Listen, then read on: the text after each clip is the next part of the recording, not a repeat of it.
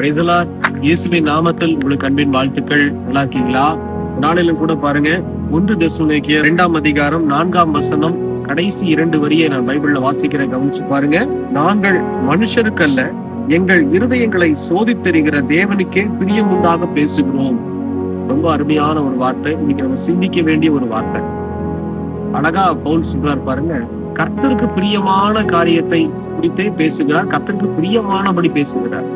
இன்னைக்கு நம்முடைய வாயின் வார்த்தைகள் மனுஷரை பிரியப்படுத்துகிற வண்ணமா இருக்கா, இல்ல இயேசு கிறிஸ்துவை பிரியப்படுத்துகிற வண்ணமா இருக்கா? கொஞ்சம் உங்க மனசாட்சி தொட்டு பார்த்து யோசனை பண்ணி பாருங்க.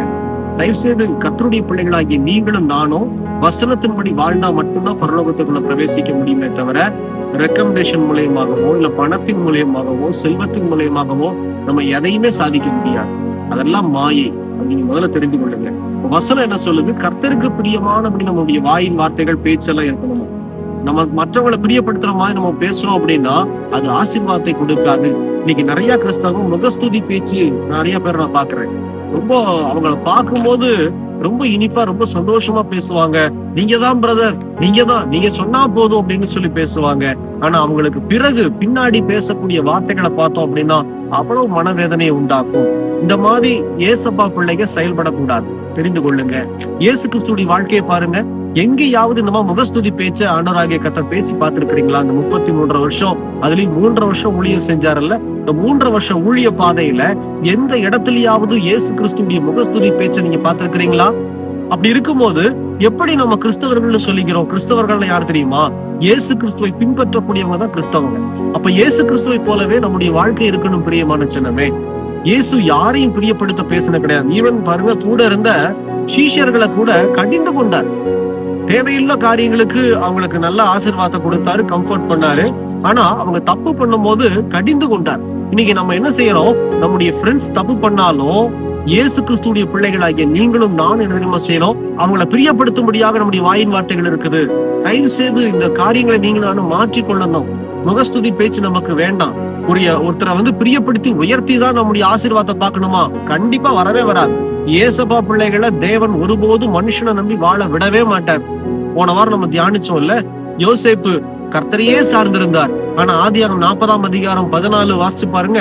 அதுல அந்த பானபாத்திரக்கார தலைவரிடத்துல அவ்வளவு வார்த்தை, என்னை மறந்துடாத, நீ வெளியில போனா என்னுடைய காரியங்களை பாரு, என்னுடைய வாழ்க்கையை பத்தி பார்வோனுக்கு தெரியப்படுத்து அப்படின்னு சொல்லி அந்த மனுஷனிடத்துல அவ்வளவு தயவு பாராட்டுகிறார் இந்த யோசேப்பு.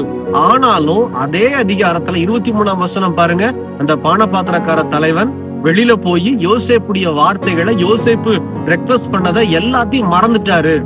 எப்படி உண்டாச்சு அப்படின்னா, தேவனே மறக்கடிக்க செய்தார். கர்த்தரே மறந்து போகும்படி செஞ்சு 2 வருஷம் கழிச்சுதான் யோசேப்புக்கு மறுபடியும் ஒரு வாழ்க்கை தந்தாரு, விடுதலையை கொடுத்தாரு. பார்வோனுக்கு ஒரு சொப்பனத்தை கொடுத்து அந்த பார்வோனுடைய சொப்பனத்துக்கு விளக்கத்தை தேவனே யோசேப்புக்கு கொடுத்து ஆசீர்வதித்தார், பலப்படுத்தினார். தயவு செய்து ஏசப்பா பிள்ளைங்க ரெக்கமெண்டேஷன்ஸோ இல்ல மற்றவங்களை நாடி இருக்கிறதோ, மத்தவங்களை புகழ்ந்து பேசி மத்தவங்களை பிரியப்படுத்தி வாழ வைக்கலாம், அவங்க பிரியத்துல நம்ம வாழ்ந்துடலாம் நீங்க நினைச்சீங்கன்னா நீங்கள் நானும் வாழ முடியாது. இயேசு கிறிஸ்துவுக்கு பிரியமாய் நம்ம வாழ வேண்டும். என்ன செய்யலாம்? ஜெபிக்கலாம், வேதம் வாசிக்கலாம், வசனத்தின்படி வாழலாம். இதுதான் ஏசப்பாக்கு பிரியம். வேற எந்த ஒரு காரியமும் நம்ம கிட்ட இருந்து ஆண்டவர் எதிர்பார்க்கவே இல்லை.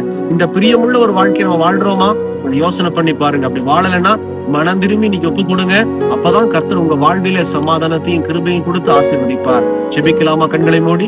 எங்களை நேசிக்கிற நல்ல ஆண்டவரே, இந்த வேலைக்காக ஸ்தோத்திரம். ஆண்டவரே, முகஸ்துதிக்காக மனுஷரை பிரியப்படுத்துகிற பேச்சு எங்களுக்கு வேண்டாம். ஆண்டவரே, உண்மை பிரியப்படுத்துகிற ஒரு வாழ்க்கையை வாழணும்னு சொல்லி அர்ப்பணிக்கிற உங்க பிள்ளைகளை கண்ணோக்கி பார்த்து கர்த்தர் நீர்தாமே ஆசீர்வதித்து கூட இருந்து பலப்படுத்தும்.